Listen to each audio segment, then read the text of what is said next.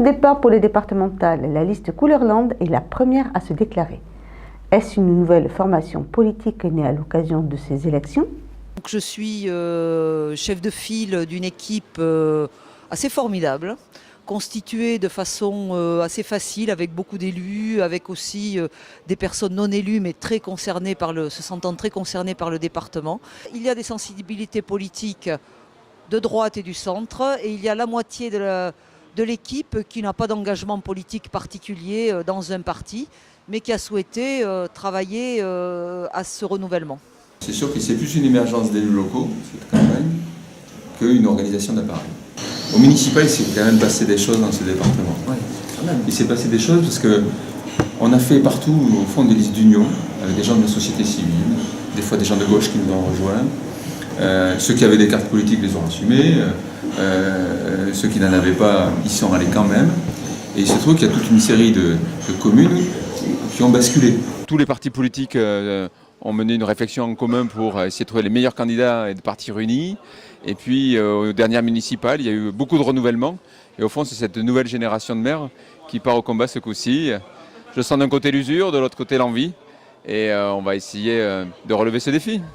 Chez les citoyens, il y a certainement aussi un ras-le-bol un petit peu d'une situation nationale où on voit le chômage qui augmente. Il augmente particulièrement plus dans les Landes, où certaines choses sont difficiles à l'heure actuelle. Je crois néanmoins que ce que nous voulons porter, c'est que le conseil départemental a des enjeux importants pour la vie de chaque Landais au quotidien, de la petite enfance jusqu'à la fin de jour. Et que donc nous avons, dans les compétences du conseil général, franchement des choses à porter pour la vie quotidienne des gens. Et ça, ce sera très local, forcément. Et moi, je crois plus globalement qu'on a besoin de collectivités, de mairies, de communautés de communes qui travaillent main dans la main avec le conseil général et qui ne sont pas simplement des collectivités qui reçoivent des ordres du conseil général. Ça, c'est une manière de faire la politique à l'ancienne. Et on aimerait plus de participation et d'échanges constructifs pour essayer, au-delà des étiquettes politiques, de faire avancer les dossiers utiles pour nos concitoyens.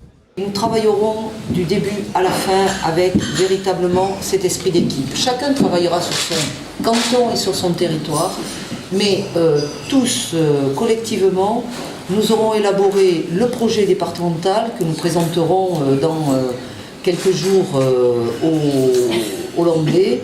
Tout ce qui sera dit sera mis en œuvre après, sera réalisable. Donc il faut qu'on rentre dans une réalité aussi, qui est une réalité économique, qui est une réalité budgétaire.